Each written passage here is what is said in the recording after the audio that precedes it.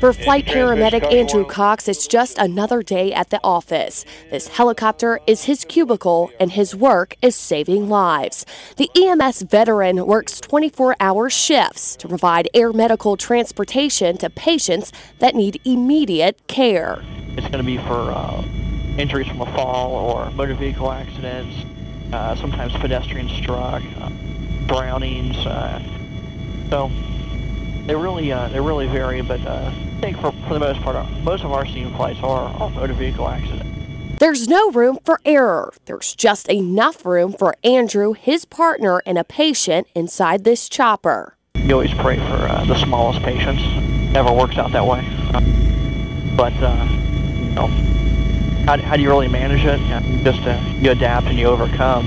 You know, working in a small environment, and it's the best way I can really describe it. It's all about teamwork.